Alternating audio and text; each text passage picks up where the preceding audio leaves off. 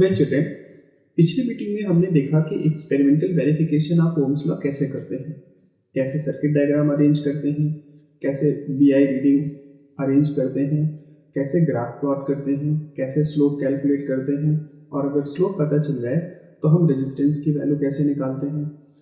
Slope किधर से लिया जाना चाहिए, वोल्टेज एक्सिस से लिया जाना चाहिए या करंट एक्सिस से लिया जाना चाहिए। आज हम क्या करते हैं कि आज हम ये देखेंगे कि क्या क्या फैक्टर्स हैं जो रेजिस्टेंस को इन्फ्लुएंस करते हैं। तो रेजिस्टेंस को इन्फ्लुएंस करने के लिए ये फैक्टर्स इंपॉर्टेंट हैं। मान लेते हैं हमारे पास कोई कंडक्टर है, इस कंडक्टर की लेंथ L है, उसका क्रॉस सेक्शनल एरिया A है, उस वायर का रेजिस्टेंस R है, और N is number of electrons present per unit volume, that is electron density. क्या मतलब होता है इसका? Number of electrons present per unit volume ये डिसाइड करता है कि कोई दिया हुआ कंडक्टर अच्छा कंडक्टर है या बुरा कंडक्टर है। से फॉर एग्जांपल, एल्यूमिनियम के आउटर मोस्ट ऑर्बिट में डिफरेंट नंबर ऑफ इलेक्ट्रॉन्स हैं, कॉपर में अलग हैं, सिल्वर में अलग हैं, और दूसरे मटेरियल्स में अलग हैं। जिनमें number of electrons present per unit volume ज़्यादा हैं वो ज़्यादा अच्छे कंडक्टर्स हैं, उनका रेजिस्टेंस कम होता है, ज़्यादा से ज़्यादा इलेक्ट्रॉन्स अवेलेबल होते हैं कि वो कंडक्टिविटी प्रोसेस में पार्टिसिपेट कर पाए। तो आप ऐसा समझ लीजिए कि N is a characteristic feature of a conductor. अब हम देख करके चलते हैं, consider M is the mass of each electron and E is charge of each electron. तो हम क्लास 12 में करंट इलेक्ट्रिसिटी के चैप्टर में इस रिलेशन को प्रूव करेंगे, that resistance of a conductor is given according to relation R is equal to ml upon ANE square tau, where tau is what? Relaxation time. अब इस relaxation time को देखें तो रिलैक्सेशन टाइम रेजिस्टेंस के reciprocal relation में है। आप सबसे पहले समझते हैं कि रिलैक्सेशन टाइम क्या होता है। तो रिलैक्सेशन टाइम ऐसा समझिए कि it is the time gap between two successive collisions of electron. जब किसी वायर में चार्ज फ्लो होता है या इसको गर्म करते हैं तो बहुत सारे इलेक्ट्रॉन्स जो फ्री इलेक्ट्रॉन्स हैं वो तेजी से एक दूसरे की तरफ मूव करना स्टार्ट करते हैं। जब मूव करते हैं, and specially if it is the case of what current flow, तो मूव करने के प्रोसेस में सारे इलेक्ट्रॉन्स एक दूसरे से टकराते हैं। Time gap between two successive collision is called age relaxation time. अब क्या होगा, अगर आप टेम्परेचर बढ़ाते हैं तो ये जितने फ्री इलेक्ट्रॉन्स हैं वो जल्दी जल्दी आपस में कोलाइड करेंगे, और जितना जल्दी जल्दी कोलाइड करेंगे इसकी वजह से रिलैक्सेशन टाइम छोटा हो जाएगा। तो अब रिलेशन जो आया है वो ऐसे है कि R is inversely proportional to tau, तो जैसे टाउ छोटा होगा वैसे रेजिस्टेंस बढ़ जाएगा। तो एक फैक्टर कि क्या फैक्टर्स हैं जो रेजिस्टेंस को इन्फ्लुएंस करते हैं, तो फर्स्ट फैक्टर भी notified, yes it is the relaxation time, and relaxation time is directly proportional to temperature. जितना ज़्यादा टेम्परेचर होगा उतना छोटा रिलैक्सेशन टाइम होगा, क्योंकि जल्दी जल्दी कोलाइड करेंगे, और उतना ही बड़ा रेजिस्टेंस ऑफर हो जाएगा। सब्जेक्टेड टू कंडीशन की रेजिस्टेंस की वैल्यू इस फॉर्मूले से आती है। सभी रेजिस्टेंस की वैल्यू इस फॉर्मूले से नहीं आती, specially I am talking for the conductors which have got a plenty good number of electrons in their outermost orbit. Now the next thing, मान लेते हैं R1 and R2 are the resistances at temperature T1 and T2 respectively. मान लेते हैं T1 temperature पे resistance R1 है और आपने टेम्परेचर बढ़ाया तो रेजिस्टेंस की वैल्यू R1 से बढ़कर के R2 हो गई। नाउ आई एम टॉकिंग कि इसमें एक टेम्परेचर रेजिस्टेंस कोफिशिएंट को हम डिफाइन करते हैं which is given according to this U formula. Alpha is what? It is R2 minus R1 upon R1 into T2 minus T1, where alpha is what? It is temperature resistance coefficient. Its SI unit is what? Degree Celsius inverse R per degree Celsius. अब हम देखें कि ये temperature resistance coefficient को हम define कैसे करते हैं। तो हमने देखा कि temperature resistance coefficient is represented by letter alpha and it is given according to this formula. Now अब इस फॉर्मूले को अगर आप गौर से देखें तो R2 minus R1 is what? It is change in resistance. R1 is what? It is initial resistance. T2 minus T1 is what? It is change in temperature. This is what? Change in temperature. तो अब हम कैसे define कर सकते हैं alpha को? It is change in resistance per unit initial resistance per degree rise in temperature. Once more, अगर R2 minus R1 1 ohm हो जाए, delta R is 1 ohm, R1 is also equal to 1 ohm, delta T is also equal to 1 degree Celsius, then alpha is equal to 1 degree Celsius inverse. यानी आप देखना it is change in resistance per unit initial resistance per degree rise in temperature.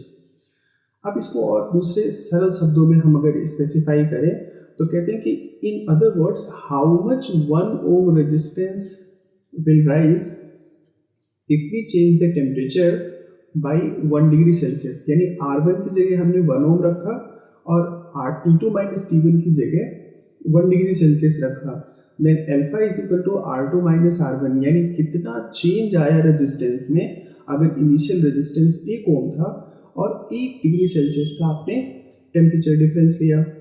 तो अब चलिए किसी और मामले को, इसी इक्वेशन को हम और ट्रांसपोज करके सॉल्व करते हैं।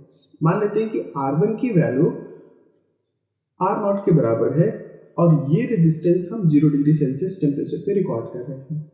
तो RT is what, it is resistance at T degree Celsius, then RT equal to R0 1 plus alpha into T। यहाँ पर देखिए डेल्टा R ये कहते हैं ना R2 equal to R1 1 plus alpha into T। इसी को हम सिंप्लीफाई कर लें तो R2 minus R1 is equal to alpha इधर होगा, फिर R1 को उधर ट्रांसफर कर दीजिए और कॉमन ले लीजिए, R1 को R0 सब्स्टिट्यूट करिए, you will find exactly same relation. यहाँ अल्फा की वैल्यू पॉजिटिव होती है फॉर कंडक्टर्स। नेक्स्ट लेसन में हम ये देखेंगे कि अल्फा की वैल्यू पॉजिटिव, नेगेटिव, जीरो कुछ भी हो सकती है, लेकिन चूंकि हम ओमिक कंडक्टर्स की बात कर रहे हैं तो ओमिक कंडक्टर्स में अल्फा की वैल्यू फिलहाल हम पॉजिटिव लेकर के चलते हैं। क्या फिजिकल सिग्निफिकेंस है अल्फा का? तो देखिए अगर small value of alpha exists for a given conductor then it means weak dependence of resistance with temperature। ऐसे substances, ऐसे materials, ऐसे conductors का अगर हम temperature बढ़ाते हैं तो resistance में ज़्यादा change नहीं आता, लेकिन अगर अल्फा काफ़ी बड़ा हो तो metal is very sensitive to the temperature change। जैसे मरकरी का देखें, मरकरी में थोड़ा सा अगर हम टेम्परेचर चेंज करते हैं तो इसका रेजिस्टेंस काफ़ी ज़्यादा बढ़ जाता है, but that's not a case for other substances जिनका अल्फा बड़ा हो।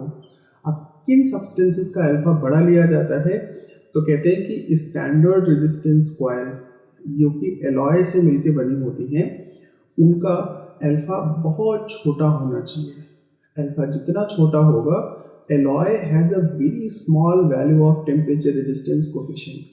यानी होगा क्या कि जब आप एलॉय में स्टैंडर्ड रेजिस्टेंस कॉइल को यूज़ करते हैं, मतलब एलॉय को यूज़ करके हमने स्टैंडर्ड रेजिस्टेंस कॉइल बनाया, तो जब वो सर्किट में इम्प्लॉय होता है तो उस सर्किट में इम्प्लॉय होने के बाद अगर टेम्परेचर बढ़ता भी है तो टेम्परेचर बढ़ने के साथ साथ रेजिस्टेंस में कोई फॉर्मल चेंज नहीं आता और इसकी रेजिस्टिविटी की वैल्यू भी बहुत बड़ी होती है। यानी resistance per unit length per unit dimension काफ़ी बड़ा रहता है और अगर ऐसा बड़ा रेजिस्टेंस है तो स्टैंडर्ड वैल्यू कायम रहती है। तो स्टैंडर्ड वैल्यू को कायम रखने के लिए सबसे ज़्यादा ज़रूरी चीज़ क्या है? सबसे ज़्यादा ज़रूरी चीज़ ये है कि इसका टेम्परेचर रेजिस्टेंस कोफिशिएंट काफ़ी छोटा होता है, तो ये टेम्परेचर सेंसिटिव नहीं है। अदरवाइज अगर सर्किट के तमाम पार्ट्स में करंट फ्लो होती है तो उसका टेम्परेचर बढ़ जाया करता है, सर्किट गर्म हो जाता है। अब एक टर्म आया कि it has very high value of resistivity. तो रेजिस्टिविटी से क्या सेंस है? चलिए ये रिलेशन देखते हैं। ये रिलेशन हमने पहले भी निकाल लिया ऊपर, R is equal to ml upon an e square tau. अब देखिए इस पूरे रिलेशन में से मैंने L और A को एक सेपरेट ब्रैकेट में रखा, यानी this is taken out in other bracket, remaining terms I taken other bracket. जो बाकी कांस्टेंट बचे यानी m upon n e square tau में इस पूरे टर्म को हमने बोला rho. Rho is what? It is specific resistance. You remember m is mass of one electron, n is what? Number of electrons present per unit volume, e is what? Charge on each electron, and tau is what? It is relaxation time। तो जो हमारा ऊपर का relation था R is equal to ml upon an e square tau, इसमें L और A को separate करने के बाद इतना टर्म बचा, this is taken as rho, so R is equal to rho L upon A। अब हम क्या करते हैं? यूनिट डायमेंशन के लिए इसको डिफाइन करते हैं। अगर इसमें L is equal to 1 metre हो जाए और A equal to 1 metre square हो जाए तो R की वैल्यू रो के बराबर हो जाएगी। अब इसकी एसआई यूनिट रो की क्या होती है, ये ओम मीटर होती है। पहले हम इसी को डिफाइन कर लें कि आर इज इक्वल टू रो का क्या मतलब है। तो आर इज इक्वल टू रो का मतलब ये है कि ऐसा वायर, किसी वायर का स्पेसिफिक रेजिस्टेंस उस वायर का खुद का रेजिस्टेंस ही होगा जिसकी लेंथ 1 मीटर हो और cross sectional area 1 metre square हो। If length is 1 metre and cross sectional area is 1 metre square, तो उस वायर के रेजिस्टेंस की वैल्यू ही स्पेसिफिक रेजिस्टेंस के बराबर होती है। अब चलें कि इसकी यूनिट निकालना चाहते हैं, तो आपने देखा R is equal to rho L upon A, यहाँ से ट्रांसफर कर लेते हैं, ट्रांसपोज करते हैं, तो rho is equal to R A upon L. अब अगर हम एसआई यूनिट ऑफ रो निकालना चाहें तो SI unit of R which is ohm, this area is metre square को हमने लिखा metre into metre upon length is again metre, so यहाँ से मीटर कैंसिल हो गया। So SI unit of rho is what it is, ohm metre. That's what it's SI unit, जो हमने पहले भी डायरेक्ट इसको एज इट इज लर्न किया था। नाउ जस्ट चेक, एक और दो टर्म डिफाइन करते हैं, what is conductance and what is specific conductivity। तो देखना, conductance is defined as reciprocal of resistance is called as conductance। conductance की यूनिट क्या होगी, 1 अपॉन ओम या ओम इनवर्स या MHO। देखिए उल्टे ऑर्डर से लिख रहे हैं, पहले OHM इनवर्स लिखा, फिर अगर हम इसका रेसिप्रोकल ऑर्डर लिखते हैं तो it is MHO mho. Okay, this is what it is definition of resistance. आपको याद आता है V is directly proportional to I, V equal to R into I where R was resistance। अगर हम voltage current के direct proportion में है तो करंट भी तो वोल्टेज के प्रोपोर्शन में होगी, यानी जितनी ज़्यादा सेल उतनी ज़्यादा करंट, ओम्स लॉ का स्टेटमेंट। नाउ कमिंग बैक, आपको याद आता है कि जब V is proportional to I तो कांस्टेंट ऑफ प्रोपोर्शनैलिटी को हमने लिया था R, लेकिन जब I is proportional to V होगा तो वहां पर प्रोपोर्शनलिटी कांस्टेंट की वैल्यू क्या आती थी, G आती थी। That's what the same conductance we are taking here. Now see what is conductivity. Reciprocal of specific resistance is called as conductivity और specific conductivity, both way it is taken। specific conductivity or in short it is termed as conductivity। reciprocal of specific resistance आपने ऊपर define किया, resistance of wire per unit length per unit cross sectional area is called as specific resistance। अब चलते हैं कि graph pattern से variations कैसे हैं। आपने ऊपर देखा कि जब हमने R is equal to ml upon ANE square tau में से यहाँ हमने L और A को सेपरेट किया तो रो की ये वैल्यू हमने निकाली है, rho is equal to m upon NE square tau. यहाँ हमने वापस इसी की वैल्यू को लिखा, rho is equal to m upon NE square tau.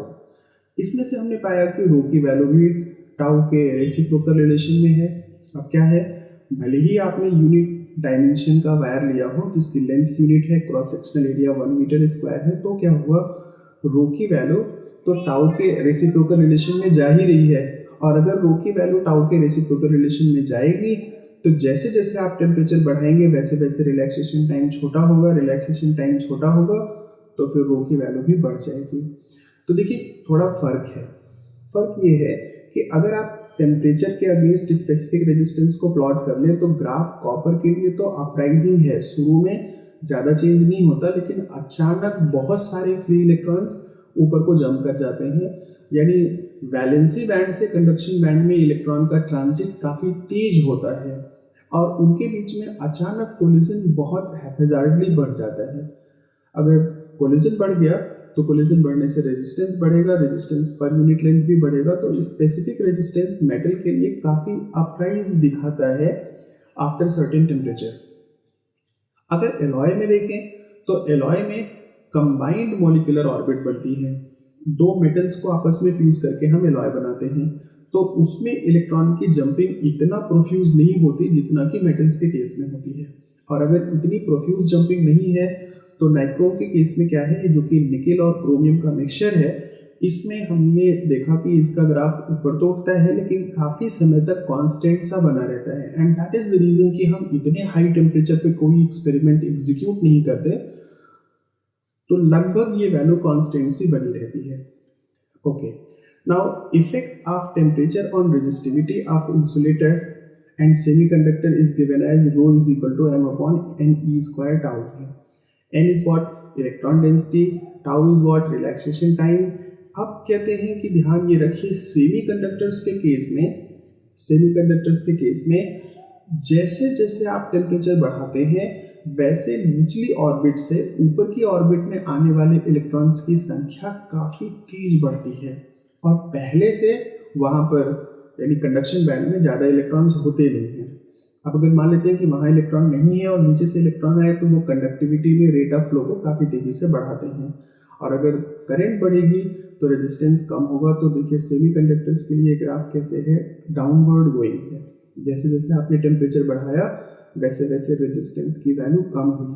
ध्यान रखना कंडक्टर्स में ग्राफ ऊपर क्यों चढ़ता है, कंडक्टर्स में ऑलरेडी बहुत ज़्यादा इलेक्ट्रॉन्स होते हैं आउटर मोस्ट ऑर्बिट में, फ्री इलेक्ट्रॉन्स, और अगर बहुत सारे फ्री इलेक्ट्रॉन्स अवेलेबल होंगे तो उनके बीच में टेम्परेचर बढ़ाने पे कोलिजन बढ़ जाता है, रिलैक्सेशन टाइम छोटा हो जाता है। इस वजह से रेजिस्टेंस की वैल्यू काफ़ी तेज़ी से बढ़ती है।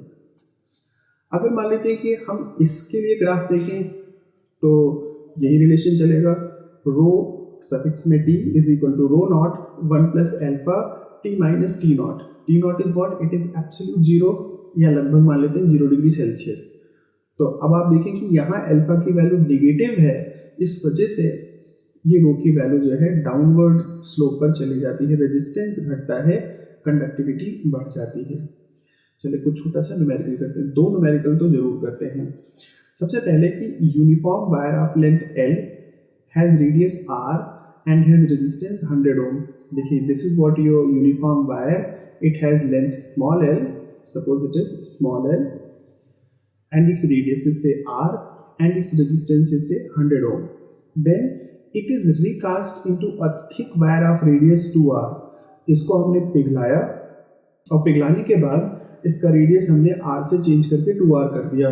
अब देखिए कि cross sectional area is given as what, pi R square, चूंकि circular wire cross sectional area है तो A is proportional to R square.